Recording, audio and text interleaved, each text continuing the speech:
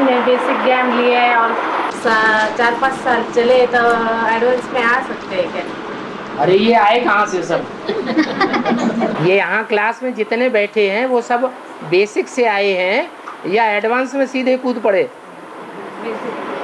अगर कोई आए भी हैं डायरेक्ट एडवांस में, बेसिक में ज्ञान में नहीं चले हैं, तो भी पूर्व जन्म में जरूर बेसिक में आए होंगे। ऐसे नहीं हो सकता कि ब्रह्मा की औलाद न बने हो। क्या ब्रह्मा की औलाद ब्राह्मण जरूर बनना पड़े? ये पहली मिशनरी है। क्या?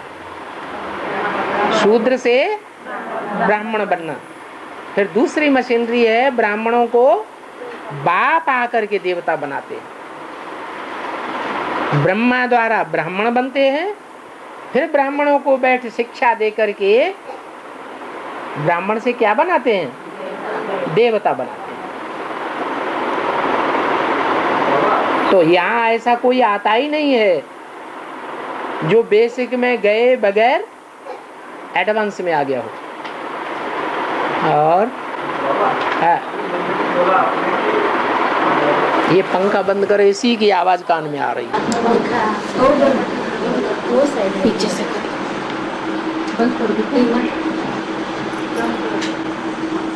अभी मुरली में आया कि सब अनिश्चय चक्र में आएंगे, माया हिलाएगी।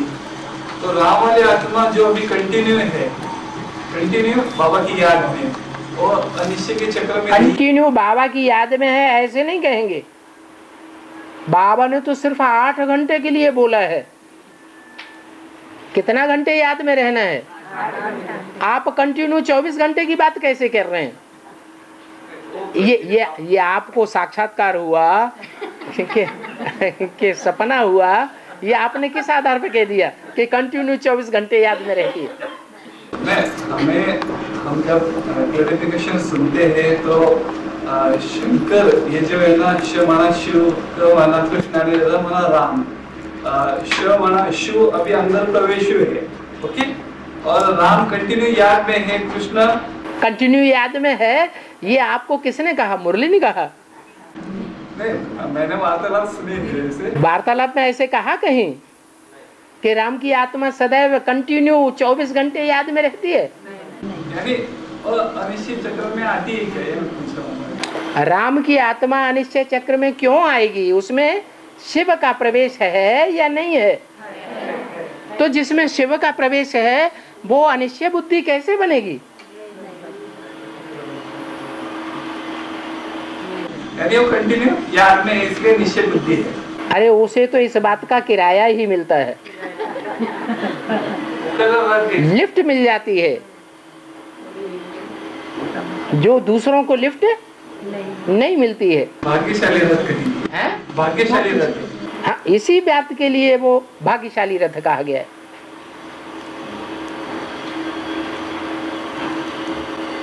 और बाबा एडवांस में आने के बाद भी कन्वर्ट होते हैं क्या? बाबा के बनने के बाद आखिर तक सतयुग में सब एक धर्म, एक राज्य, एक भाषा, एक कुल के थे या नहीं थे? फिर द्वापर में जब आते हैं, द्वैतवादी युग आता है, दूसरे धर्म पिताएं आते हैं, तो कन्वर्ट होते हैं या नहीं होते हैं? कन्वर्ट होते हैं। तो ऐसे ही यहाँ शूटिंग होती है, ये रिहर्सल हो रही है। बाप के बनते हैं पहले, बाप का संदेश मिलता है सारी दुनिया को। उसमें भी जो प्रजावर्ग की आत्माएं उनको तो छोड़ दो, लेकिन जो सूर्यवंशी आत्माएं हैं संदेश लेती हैं कि भगवान आया हुआ है और विकारी बनती रहती हैं, और लास्ट में जब भगवान बाप की संसार में प्रत्यक्षता होती है तो पवित्र रहने लगती हैं। क्या? लास्ट में जाकर के सूर्यवंशी की प्रजा बन जाती है। तो ऐसी आत्माओं को भी अनिश्चय बुद्धि बनना होता है या नहीं बनना होता है?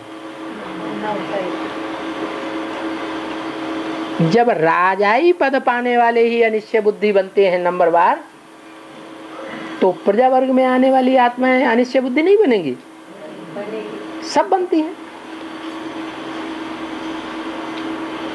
हाँ, कभी विजय माला को भी ऊपर उठाते हैं, कभी रुद्रमाला को भी ऊपर उठाते हैं। हाँ, ऐसा क्यों?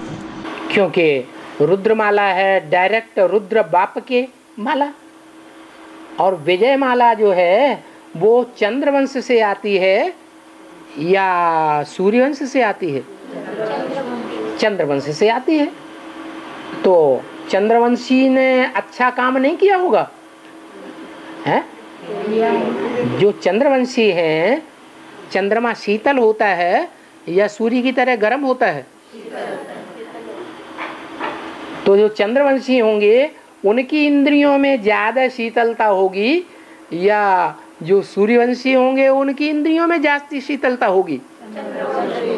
चंद्रवंशी जो पक्के होंगे उनकी इंद्रियों में ऑटोमेटिक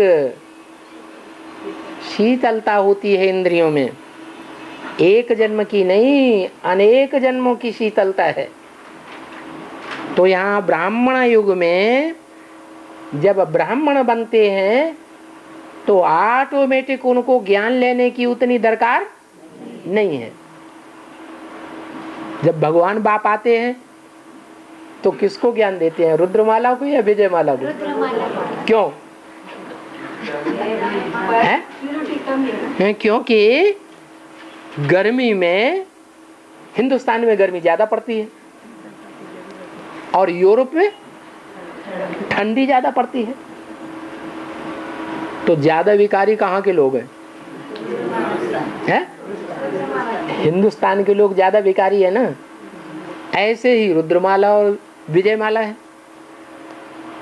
जो चंद्रमा की औलाद है, डायरेक्ट पक्के चंद्रवंशी, दूसरों के प्रभाव में आने वाले ना हों। ब्रह्मा कुमारियों में ऐसे हैं या नहीं हैं? जो चंद्रमा के फॉलो करने वाले हैं, किसी दूसरे देहधारी धर्मगुरु को मानने वाले नहीं हैं। तो ऐसों की इंद्रियों में गर्मी नहीं आती है। क्यों नहीं आती है? कि 63 जन्म भी उनका जीवन ऐसा ही रहा है। क्या वरों शंभु न तो रहो कुंवारी। ऐसी एक की गाय नहीं है, ऐसी अनेक आत्माएं हैं जो विजयमाला को फॉलो करने वाली है। तो ऐसी जो चंद्रवंशी आत्माएं हैं उनकी जो विशेषता है वो बतानी नहीं पड़ेगी। नहीं बताएंगे? बताएंगे, लेकिन गड़बड़ क्या है सो भी बताएंगे। गड़बड़ ये है कि वो चंद्रमा के बच्चे तो हैं लेकिन शिव बाबा के बच्चे नहीं हैं।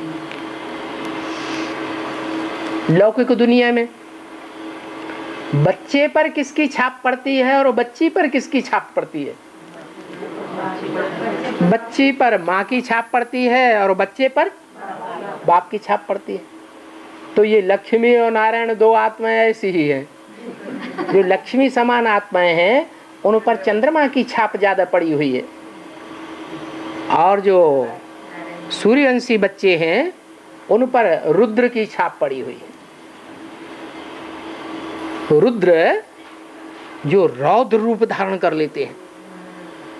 गुस्सा ज्यादा किनको आता है? ज्यादा विकारी होता है उनको ज्यादा गुस्सा आता है, जो निर्विकारी होते हैं उनको ज्यादा गुस्सा आता है, विकारियों को ज्यादा गुस्सा आता है। तो ये रुद्रमाला के मण के शास्त्रों में दिखाए गए हैं कि दक्ष प्रजापति ने जब यज्ञ रचा तो उन्होंने सारे यज्ञ को विध्वंस कर दिया।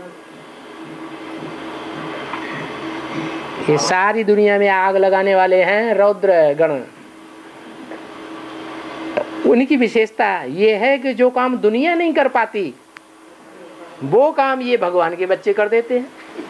इब्राहिम, बुद्ध, क्राइस्ट, उनके फॉलोअर्स पुरानी परंपराओं को, पुराने धर्मों को, पुराने राज्यों को नष्ट कर सके? नहीं कर सके। अपना धर्म और चला दिया बीच में, पुराना भी चलता रहा दुनिया में और अपना भी चला दिया, तो मिक्स हो गया। मिक्स में ज्यादा ताकत रहेगी या शुद्धता में ज्यादा ताकत होगी? मिक्स में ज्यादा ताकत रहेगी, शुद्धता में ज्यादा ताकत होती है।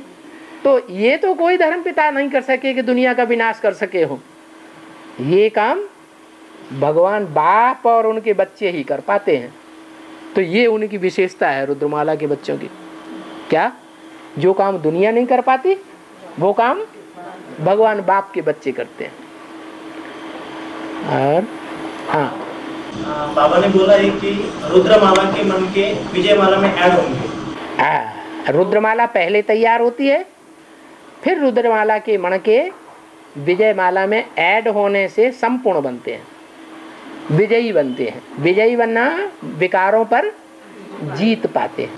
वो कौन सी क्वालिफिकेशन होगी तब वो रुद्रमाला का मन का विजयमाला में ऐड होगा? संघ का रंग लगता है या नहीं लगता है? अरे प्रैक्टिकल में संघ का साकार, संघ का रंग लगता है या नहीं लगता है? लगता है। मुरली में बोला है आगे चल करके कुमारों की महिमा निकलेगी, बूढ़ों की महिमा निकलेगी, अधर कुमारों की महिमा निकलेगी, बूढ़ियों की महिमा निकलेगी, अधर कुमारियों की महिमा निकलेगी या युगलों की महिमा निकलेगी? युगलों की महिमा निकलेगी। बोला कि नहीं बोला? क्या कारण है जो युगलों की महिमा निकलेगी? वो कौन से युगल होंगे जिनकी महिमा निकलेगी? अकेले लक्ष्मी नारायण? अकेले लक्ष्मी नारायण होंगे क्या? विजयमाला में जो मणके होते हैं वो सिंगल मणके हैं, सिंगल आत्माएं हैं या डबल आत्माएं हैं?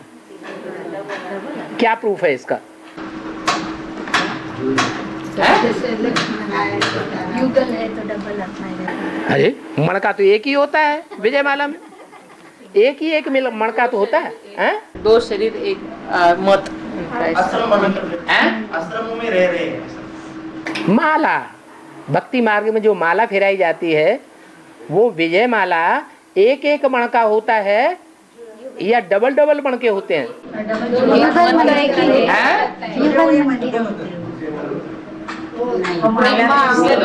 तो सारे मणके जुड़े हुए होते हैं। जो ऊपर एक मणका है वो जुड़ा हुआ दिखाया गया है। तो क्या 109 मणके होते हैं? ऊपर के मणके को जोड़ करके 109 मणके होते हैं या 108 मणके ही होते हैं? 108 नीचे वाले होते हैं या ऊपर वाले युगल मणके को मिलाकर होते हैं? नीचे वाले जो मणके हैं वो 108 हैं। ऊपर जो युगल मणका है वो सिर्फ ये संबोधित करने के लिए दिखाया है कि नीचे के सारे ही मणके युगल हैं। क्या? और रुद्रमाला में युगल मणका नहीं होता है। रुद्राक्ष के जो मणके होते, माला होती है उसमें ऊपर जुड़ा हुआ मणका नहीं होता है। इससे साबित हो गया कि जो विजय माला है उस विजय माला में जितने मणके होंगे सब युगल होंगे। वो कौन से युगल होंगे?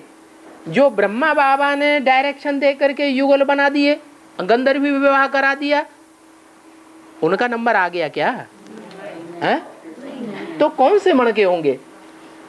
ढेर सारे मणकों को ब्रह्मा बाबा ने ऑर्डर दे दिया कि तुम शादी करके रहो।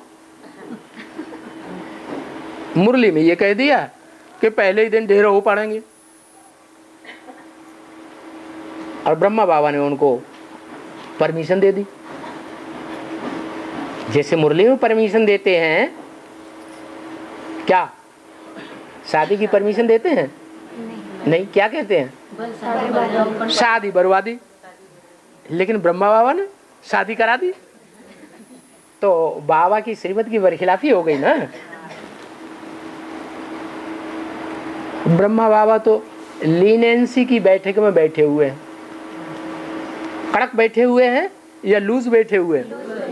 लूज बैठने का मतलब क्या है? आराम से। तो लूज का मतलब है कि बुद्धि जो है उनकी स्ट्रिक्ट नहीं है मुरली के महावाक्यों के ऊपर। और शंकर को कैसे बैठा दिखाया? स्ट्रिक्ट। जो भी मुरली के महावाक्य हैं, एक एक मुरली के महावाक्य के ऊपर स्ट्रिक्ट होकर के डायरेक्शन देना है। क्या? स्ट्रिक्ट होकर के रहते हैं, इसलिए वो बैठक स्ट्रिक्ट दिखाई है। माने मुरली में अगर कह दिया शादी बर्बादी, तो शादी नहीं करने देंगे। किसी को आज तक डायरेक्शन नहीं दिया होगा, चाहे कितना भी कोई रोए, गिड़गिड़ाए, चिल्लाए। बाबा क्या करते थे? कन्या है, उसके घर वाले परमिशन नहीं देते हैं ज्ञान में चलने की, तंग करते हैं। कुमार है, उसके घर वाले ज्ञान में चलने की परमिशन नहीं देते हैं, तंग करते हैं। वो अपनी कथा कहानी बाबा को आके सुनाते थे। अम्मा बेचारी को दया आ जाती थी, अच्छा तुम शादी कर लो। क्या? बाबा तो चाहते हैं कोई युगल ऐसा निकले जो पवित्र रह करके दिखावे। बस डायरेक्शन दे दिया और शादी कर ली। दिल्ली में भी ऐसे कई युगल हैं जो शादी करके अभी इंचार्ज बने बैठे हैं। बम्बई में भी ऐसे युगल हैं जो शादी करके इंचार्ज बने बैठे हैं। लेकिन किसी युगल का गायन नहीं है, महिमा किसी की नहीं निकली है, पवित्रता की तो महिमा निकलती है। तो वो युगल कौन से होंगे जिनकी महिमा निकलेगी? सिर्फ लक्ष्मी नारायण। हाँ, रुद्रमाला के मणके जो विजयमाला के साथ स्वभाव संस्कार से मिलकर के एक होंगे और ईश्वरीय सेवा में भी लगेंगे। ईश्वरीय सेवा में लगकर और संसार में खुशबू फैलाएंगे। लोग देखेंगे कि ये साथ में रह करके सेवा करते हैं और इनकी आंखों में चमक दिखाई पड़ती है प्योरिटी की। इनके चेहरे में और दृष्टि में प्योरिटी की चमक दिखाई पड़ती है। वो चमक ही उन युगल मणकों की प्रत्यक्षता कराएगी और बाप को भी प्रत्यक्ष करेंगे। बहुत महिमा निकलेगी ऐसे युगलों की। और बाबा वो समय 2018 की बात कर रहे हैं बाबा। जो युगल पावन बनते जावेंगे, प्रैक्टिकल प्रूफ जिनका मिलता जावेगा, उनके लिए बोला। इसलिए मुरली में बोला है, पतितों को पावन बनाने में, तमो प्रधान को सतो प्रधान बनाने में 40 से 50 वर्ष लगते हैं। वो 40 से 50 वर्ष कब की बात है? 76 से लेकर 40 वर्ष पूरे होते हैं 2017-18। 40 वर्ष पूरे हुए, जरूर कोई एक युगल निकलेगा। क्या? उसके बाद फिर नंबर लगते जाएंगे। माला बनने में टाइम लगेगा या नहीं लगेगा? 1 के निकलने से, 8 के निकलने से एकदम राजधानी स्थापन हो जाएगी? नहीं, 108 मण के तैयार होंगे तो 10 साल और दिखा दिए, जो तमो प्रधान से सतो प्रधान बनेंगे। और फिर वो 108 युगल मण के संसार में चारों ओर अपनी खुशबू फैलाएंगे। महिमा निकलेगी उनकी। एक धर्म के बीज होंगे या सभी धर्मों के बीज होंगे? हैं? वो 108 मण के होते हैं, सिर्फ एक ही धर्म के या सभी धर्मों के अधिपति हैं? सभी धर्मों के मुखिया हैं, चुने हुए मण के हैं। और मुरली ने अभी बोला कि ब्रह्मा की खोपड़ी में परमात्मा आता था। नहीं आता था? नहीं, आता था। आता था। आता था 51 से 69 तक। 51 से 69 तक। नहीं, 18 गीता के नहीं, मुरली में तो बोला है जब से पहले बाबा मुरली नहीं चलाते थे। ब्रह्मा बाबा मुरली लिखते थे, बाप लिखवाते थे। फिर जब बंटवारा हो गया हिंदुस्तान पाकिस्तान का, तो बंटवारा होने के साथ ही साथ सिंध हैदराबाद में जिनको 7-7 तालों के अंदर बंद करके रखा गया था, वो सब स्वतंत्र हो गए और स्वतंत्र होकर के ब्रह्मा बाबा के पास पहुंच गए। ब्रह्मा बाबा के पास कन्या माताओं की भीड़ लग गई। पहले अकेले रहते थे, अकेले भागे थे सिंध हैदराबाद से, फिर भीड़ लग गई तो नशा चढ़ेगा कि नहीं चढ़ेगा? है शिव शक्तियां हैं तो शक्तियों का नशा नहीं चढ़ता है। शक्तियों का नशा चढ़ा तो एकदम मुरली चलाने लग पड़े। तो मुरली कब से निकलती चली आई है?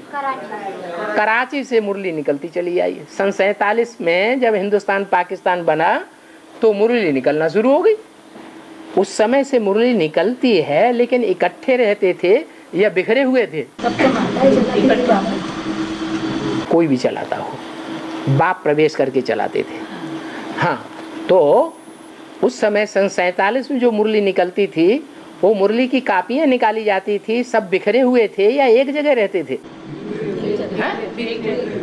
बिखरे हुए थे। कराची में एक जगह रहते थे, बंगले में।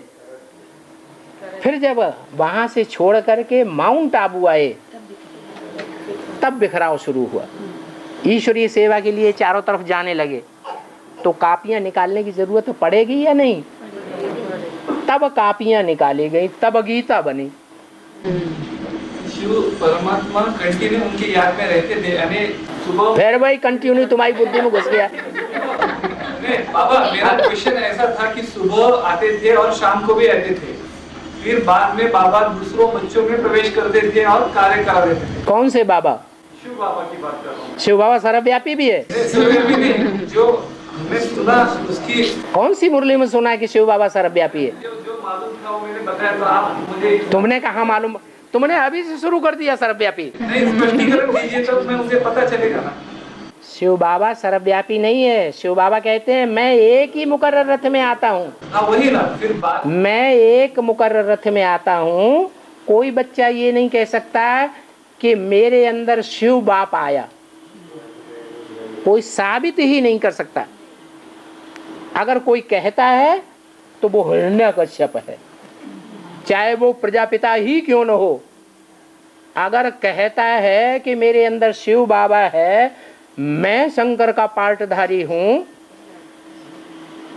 मैं भगवान का रूप हूं, मैं राम वाली आत्मा हूं, अगर वो कहता है या उसकी वाणी कहीं भी VCD में टेप रिकॉर्डर में भरी हुई है, या उसका कोई ईमेल ऐसा मिलता है, या कोई भी प्रूफ ऐसा मिलता है, तो वो भी हिरण्यकश्यप है या देवता है? वो भी हिरण्यकश्यप। तो ये तो सवाल ही पैदा नहीं होता कि शिव बाबा सर्वव्यापी है। हाँ, मम्मा बाबा की आत्मा बच्चों में प्रवेश कर सकती है। वो अभी भी प्रवेश कर रही है, सर्विस कर रही है।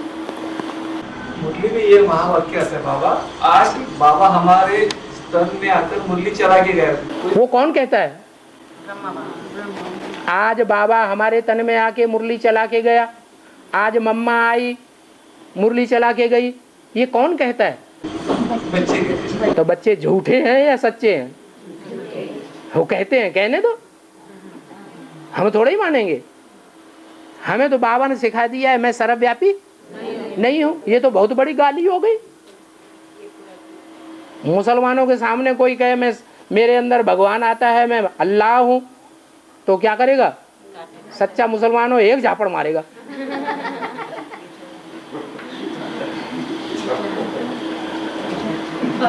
हम भी बेहद के मुसलमान हैं।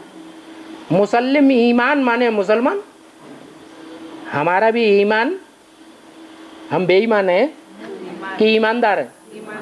शिव बाबा ने हमें सिखा दिया तो हमने ईमानदारी से सीख लिया क्या कि शिव बाबा सर्वव्यापी नहीं है। फिर भी हमारे सामने अगर कोई ऐसे कहता है तो हम तो ज्ञान का थप्पड़ जरूर मारेंगे।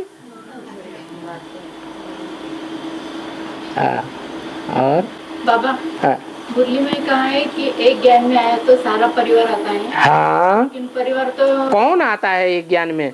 क्या बीके वाले? बीके वालों में से एक ज्ञान में आ जाएगा तो सारे उसके परिवार वाले ईश्वरीय ज्ञान में आ जाएंगे। हैं? हाँ हाँ, बीके वालों के भी लौकिक परिवार वाले हैं। ये कोई नियम नहीं है।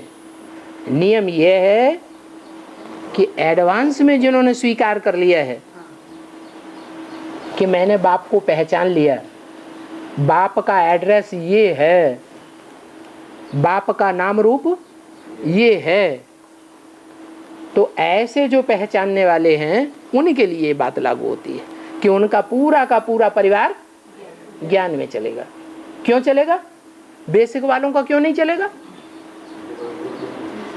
इसलिए चलेगा कि एडवांस में आने वालों का जो लौकिक परिवार वाले हैं, उन लौकिक परिवार वालों में कोई ऐसा परिवार नहीं निकलेगा जिसने एडवांस में आने वाले भांति को घर से निकाल दिया हो हमेशा के लिए।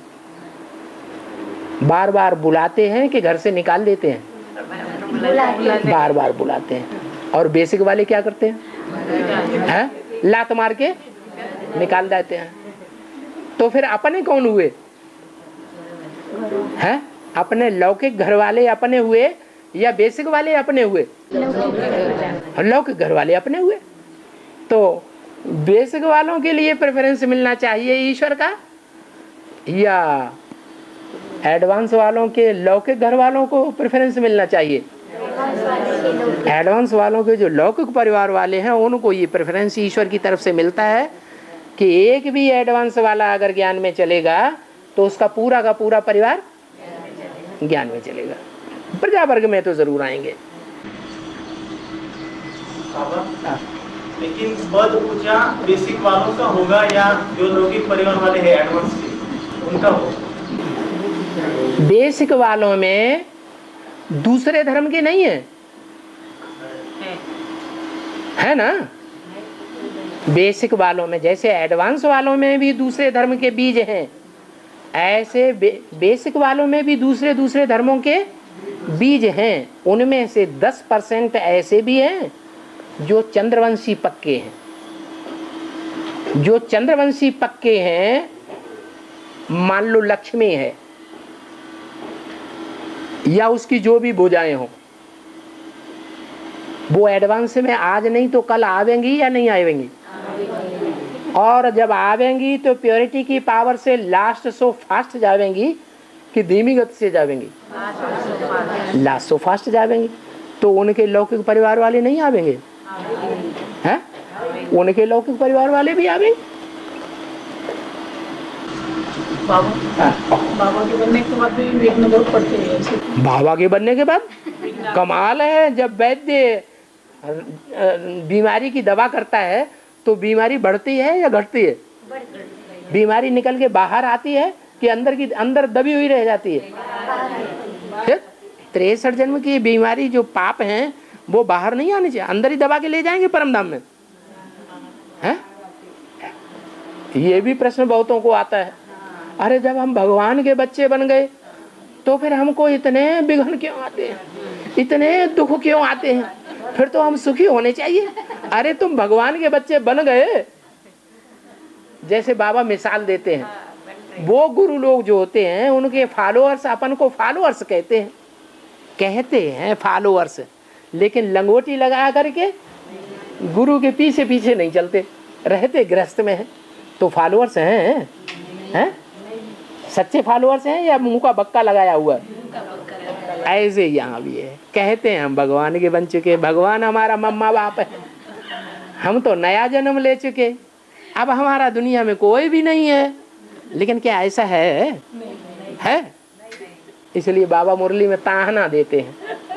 मुरली में बाबा बोलते हैं, जब हेवनली गॉड फादर के बच्चे हम हैं तो हम हेवन में होना चाहिए, हम नरक में क्यों पड़े हैं? क्यों पड़े हैं? अरे अरबपति करोड़पति का बच्चा हो, मल्टी मिलियनेयर का बच्चा हो, टाटा बिरला के घर में पैदा हुआ बच्चा हो, तो एक एक पैसे के लिए मोहताज रहेगा क्या? रह सकता है? नहीं रह सकता। कैसा भी लूला लंगड़ा लुच्चा लफंगा कैसा भी बच्चा पैदा हुआ हो, बुरे से बुरा कोई बच्चा भी क्यों नहीं पैदा होगा टाटा बिरला के घर में, तो पैसे के लिए दुखी रहेगा? है? हम भगवान के बच्चे, तो हम दुखी क्यों हैं? इसका मतलब हम भगवान के बच्चे कहते हैं कि हम भगवान के बच्चे बन गए, दुनिया को सुना सुना के कहते हैं, लेकिन अंदर से झांक के देखें भगवान के तो क्या, हम देवताओं के भी बच्चे नहीं बने। देवताओं के बच्चों में देवताओं जैसे गुण होने चाहिए कि नहीं है? अब भगवान के गुण तो देवताओं से भी ऊंचे होते हैं या नीचे होते हैं? उनके गुण तो और भी ज्यादा क्रॉस कर जाते हैं देवताओं को। तो ये कहना तो आसान है, हम भगवान के बन गए तो हमें दुख क्यों आते हैं, हमको माया क्यों पकड़ती है? अरे माया इसीलिए पकड़ती है क्योंकि भगवान बाप ने डायरेक्शन दिया है माया को, क्या? हे माया बेटी, जो मेरी श्रीमत पर नहीं चलते हैं उनको तुम खूब भटकाओ। हाँ संकल्प की बात कर रहा हूँ। संकल्प अच्छे रहे तो मन अच्छा रहता है, पर संकल्प बुरे आए तो माया की प्रवेशता होती है।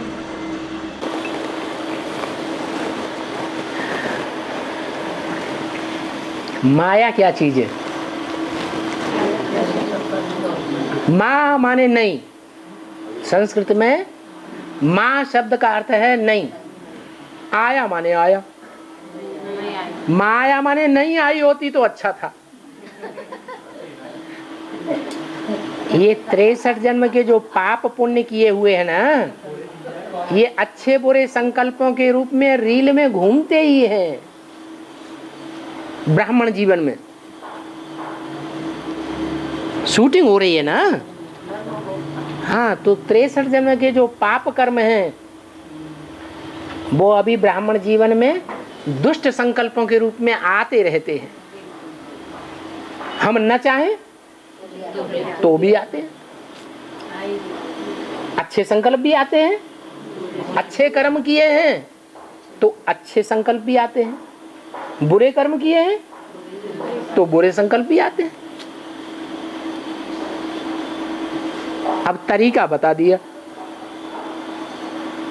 बिंदी की याद में टिक जाओ, फुल स्टॉप लगा दो,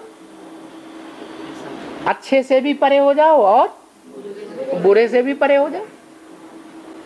जब ऐसी हो ही नहीं सकते तो परम धाम जा भी नहीं सकते, आत्मस्थिति में हो ही नहीं सकते, हो ही नहीं सकते तो परम धाम जा भी नहीं सकते। माया ही सत्ता। जो अव्वल नंबर में होगा वो अव्वल नंबर में परम धाम जाएगा, परम धाम अव्वल नंबर में जाएगा तो स्वर्ग में भी अव्वल नंबर में आएगा।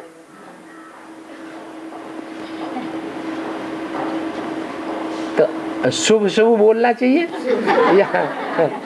या अशुभ बोलना चाहिए? हैं? शुभ बोलो। हैं? क्या? हाँ हाँ, कब? अमावस्या।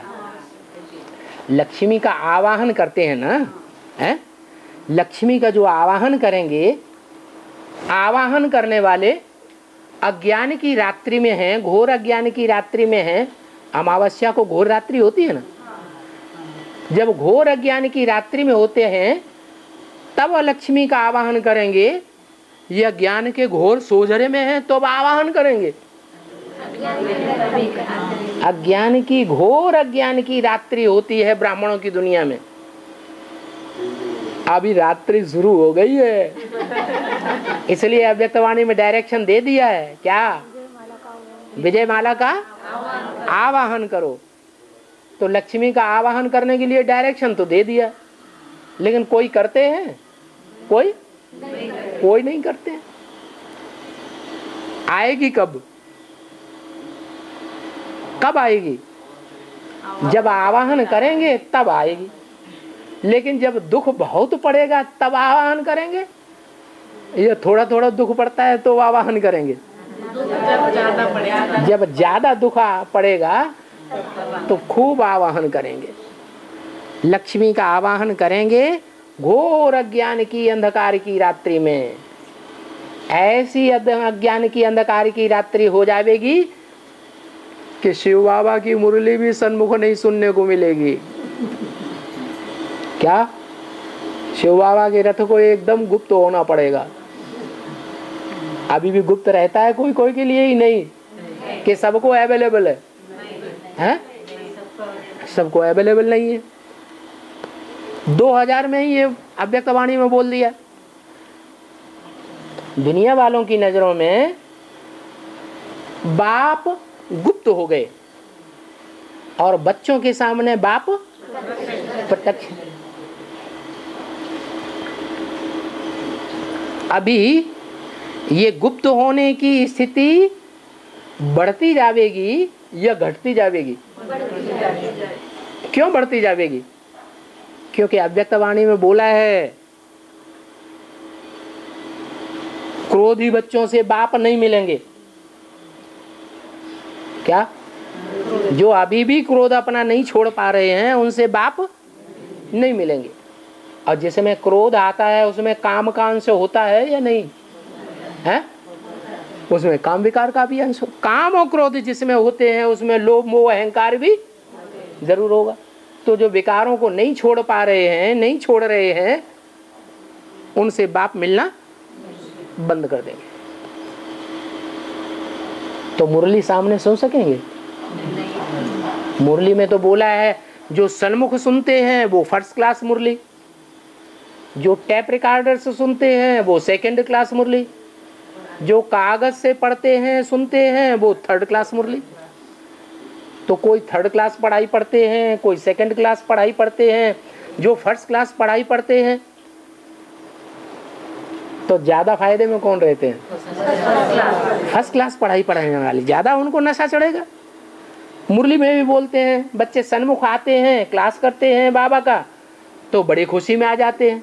बाहर की दुनिया में जाते हैं तो टैप रिकॉर्डर से, कागज से मुरली सुननी पड़ती है, फिर उतना नशा नहीं चढ़ता। तो ऐसे ही है। आगे चल करके घोर अज्ञान की रात्रि होगी।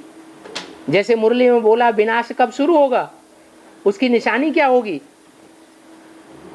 जब विनाश शुरू होगा उसकी एक खास निशानी बताइए। पहले विनाश का कौन सा पॉइंट सामने आवेगा? अकाल पड़ेगा। क्या होगा? अकाल पड़ेगा, पानी की एक बूंद भी नहीं मिलेगी। तो ये बेहद में लगा दो।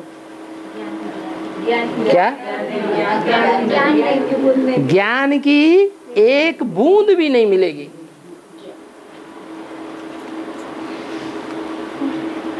जब बूंद भी पानी की नहीं मिलेगी तो याद आएगी या आना बंद हो जाएगी?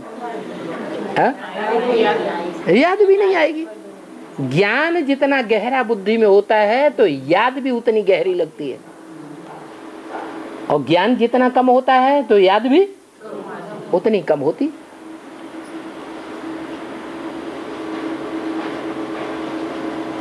तो दोनों बातें चलेंगी, स्थूल में भी अकाल पड़ेगा और बेहद में, सूक्ष्म में भी ज्ञान जल का अकाल पड़ने लगेगा।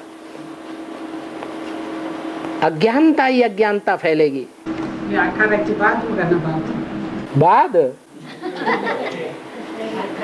अभी भी 18 के बाद लक्ष्मी गुप्त हो जाएगी या प्रत्यक्ष होने लगेगी? फिर अभी देखें,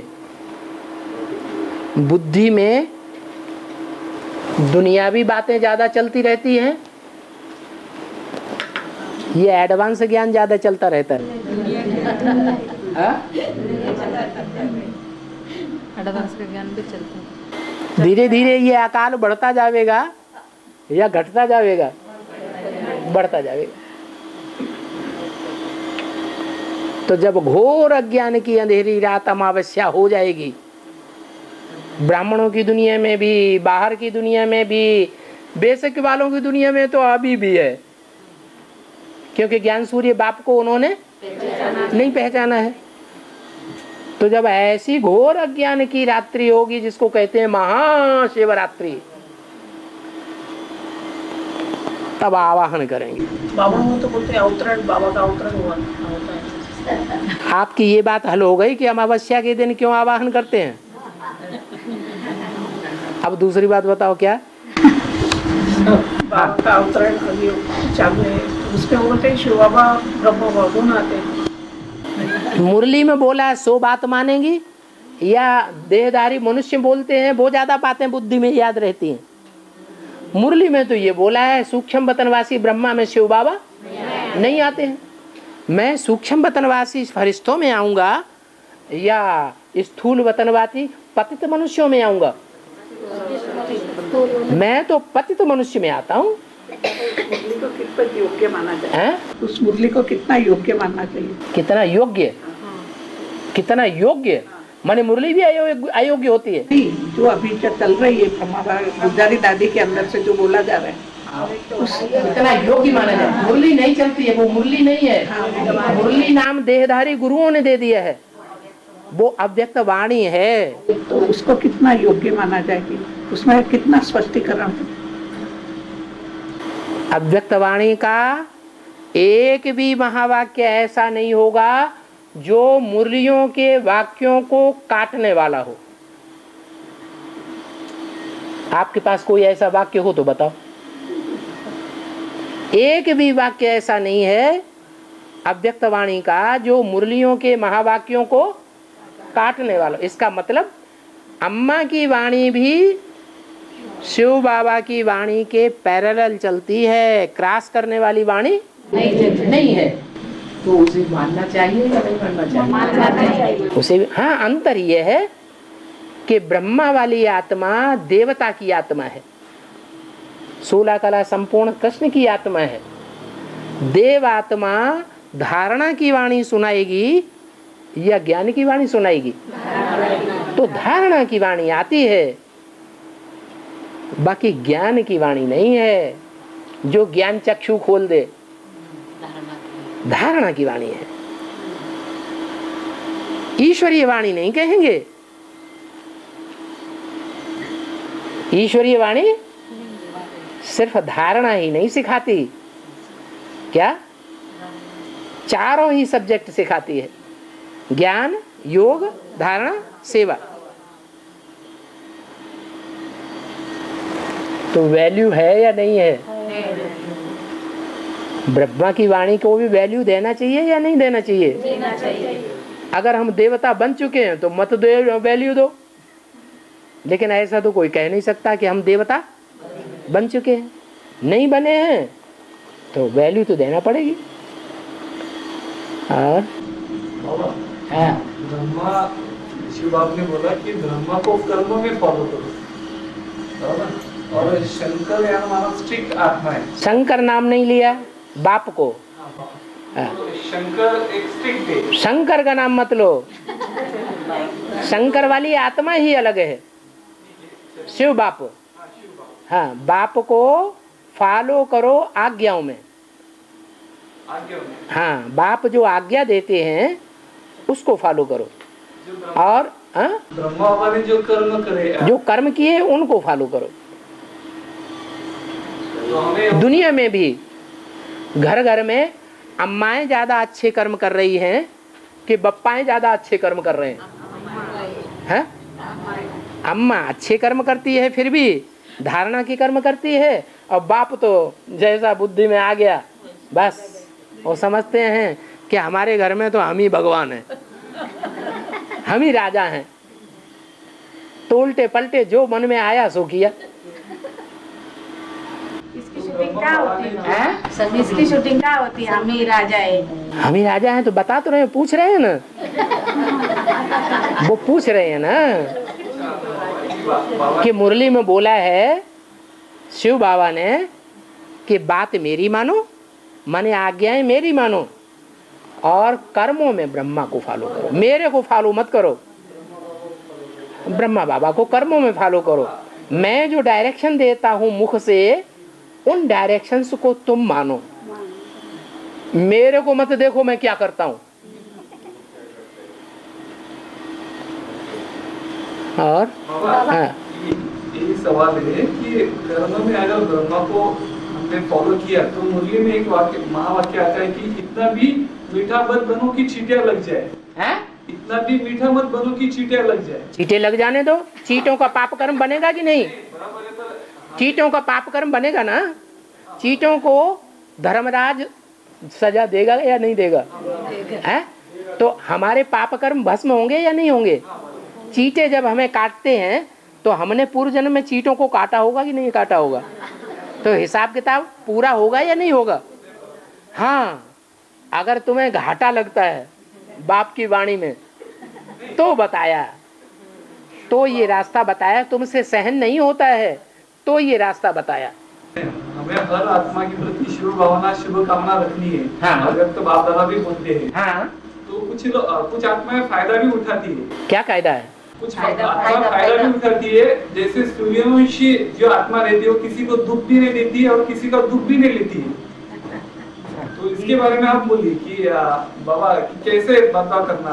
एक तरफ हम कर्म में ब्रह्म को फॉलो कर रहे हैं। सूर्यवंशी आत्माएं नंबरवार हैं या एक जैसी हैं?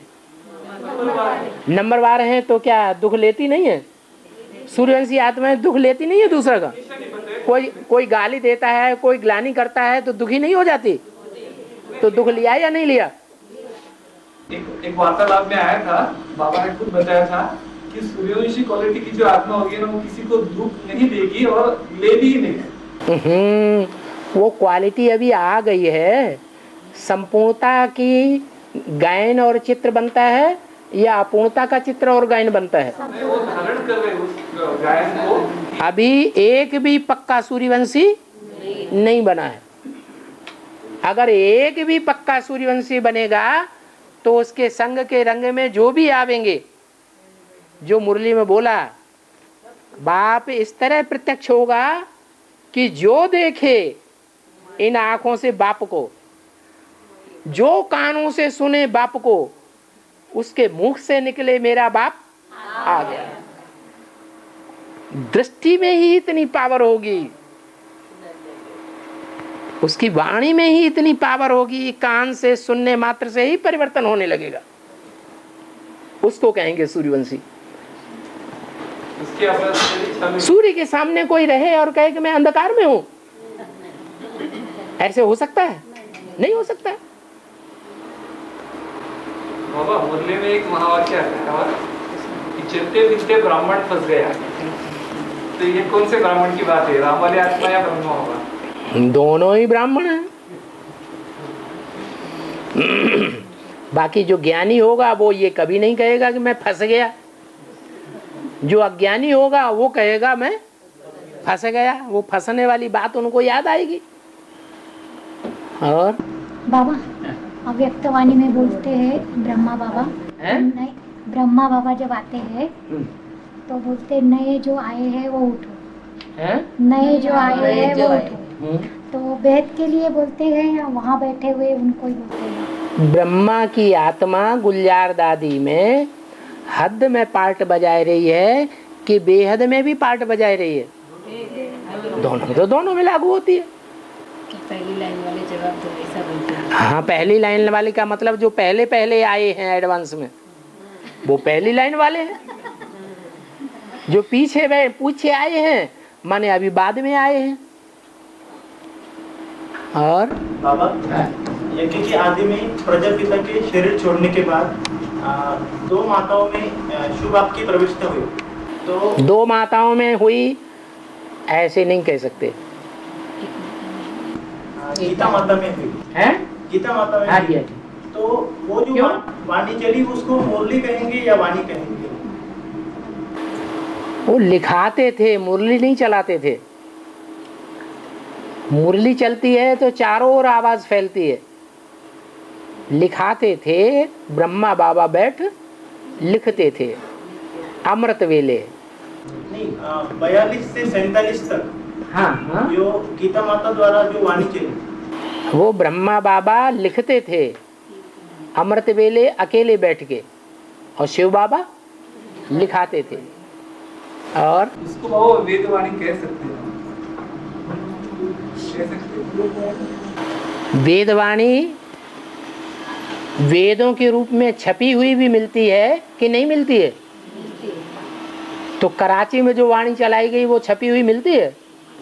नहीं मिलती। उस समय छपाई ही नहीं जाती थी।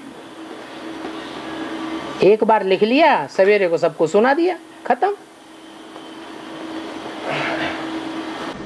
तो उसको पीयू की वाणी नहीं कह सकते।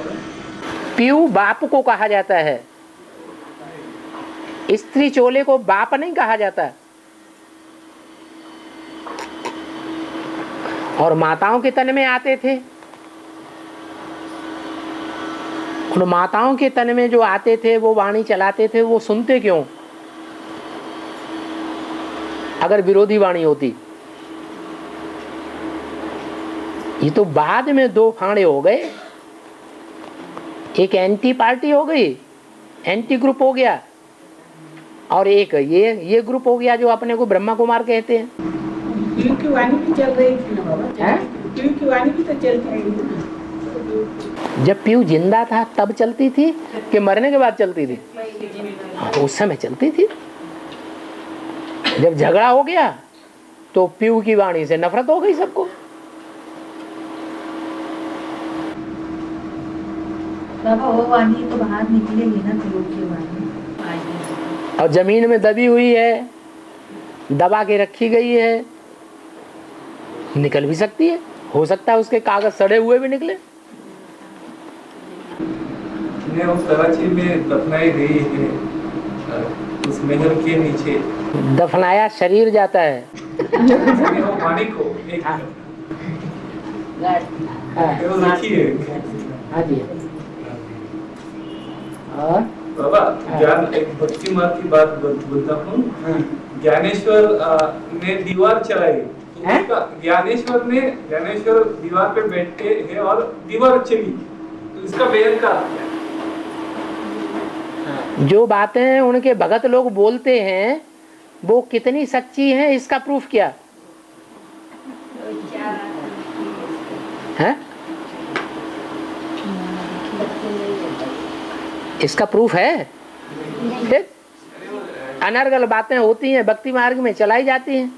उनका अर्थ यही हुआ कि विघ्नों की दीवाल है ज्ञान मार्ग में। कोई सच्चा ज्ञानेश्वर है, वो सच्चा ज्ञानेश्वर, वो विघ्नों की दीवाल जो है माया, विघ्नों की दीवाल बनती है ना। मुसलमान लोग जब जाते हैं अपने इबादत घर में तो सामने क्या होती है? दीवाल होती है। तो वो दीवाल की ही पूजा करते हैं, दीवाल में जाकर के। तो उस दीवाल को भी ज्ञानेश्वर ने चलाया का मतलब सारी दुनिया की जो भी आत्माएं हैं, आधार मूर्त हों चाहे बीज रूप हों, उनको भगवान ही तो चलाता है। कौन चलाता है?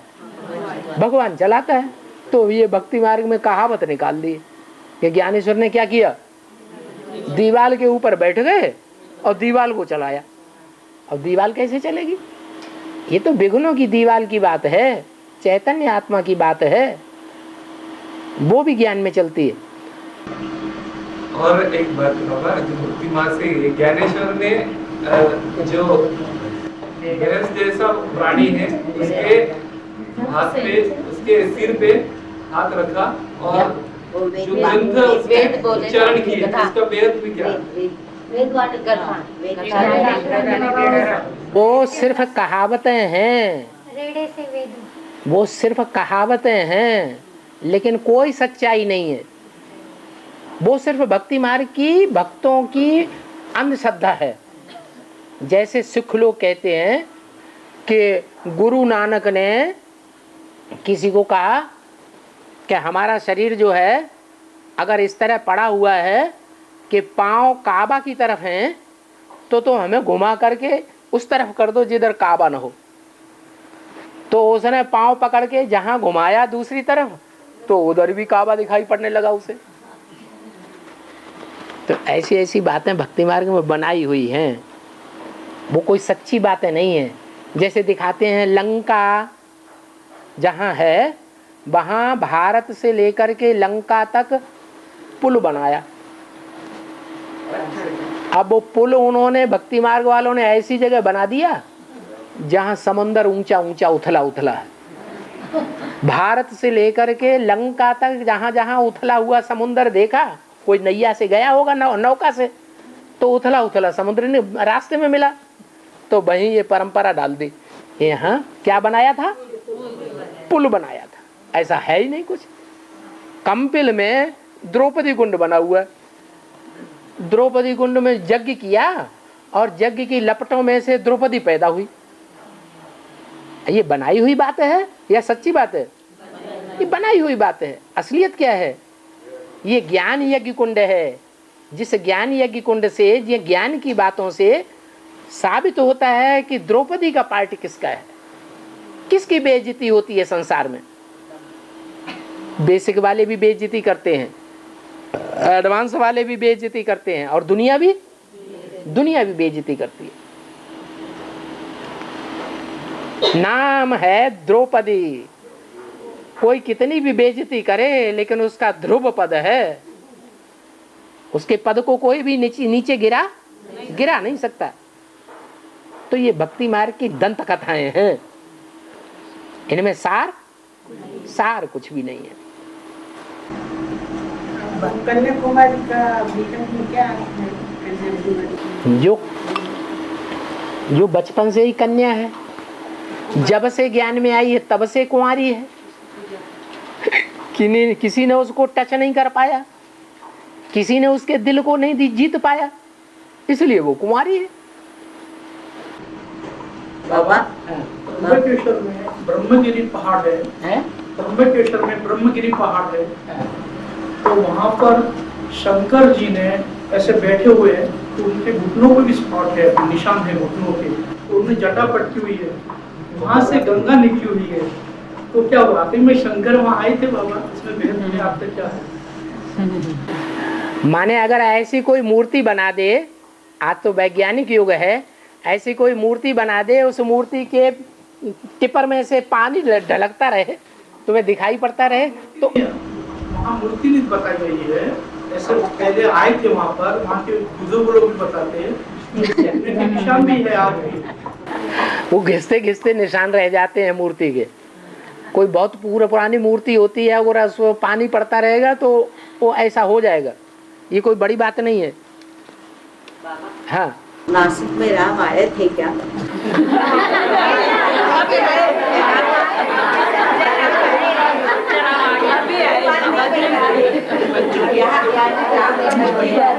राम आए थे या नहीं आए थे, लेकिन अब आएंगे जरूर।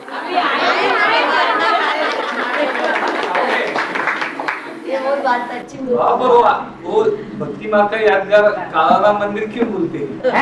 यहाँ पे दो ही मंदिर है, सीता कृष्ण, सॉरी राम लक्ष्मण सीता। ये तीनों मूर्ति काली क्यों दिखाई है? क्यों काला मंदिर बोला है? वो राम की आत्मा काली नहीं बनती है, हैं? वो द्वापर में ज्यादा काली बनती है कि कलयुग में ज्यादा काली बनती है? हैं?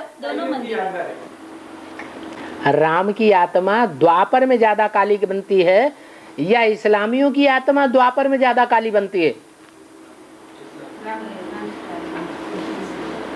राम वाली आत्मा द्वापर में नीचे उतरती है, और इस्लाम धर्म में जो कन्वर्ट हुई आत्माएं थी वो सतयुग त्रेता में देवता थी, और वो भी द्वापर में आके काली बनती है। ज्यादा काली द्वापर में कौन बनती है? राम वाली आत्मा ज्यादा काली बनती है, ज्यादा तमो प्रधान बनती है। अगर ज्यादा तमो प्रधान राम वाली आत्मा बनती है तो सबसे पहले इब्राहिम की आत्मा राम में प्रवेश करनी चाहिए या इस्लाम धर्म में कन्वर्ट होने वाले में प्रवेश करना चाहिए? जो ऊपर से आत्मा आती है वो तमो प्रधान में प्रवेश करती है या सतो प्रधान में प्रवेश करती है? तमो प्रधान में प्रवेश करती है।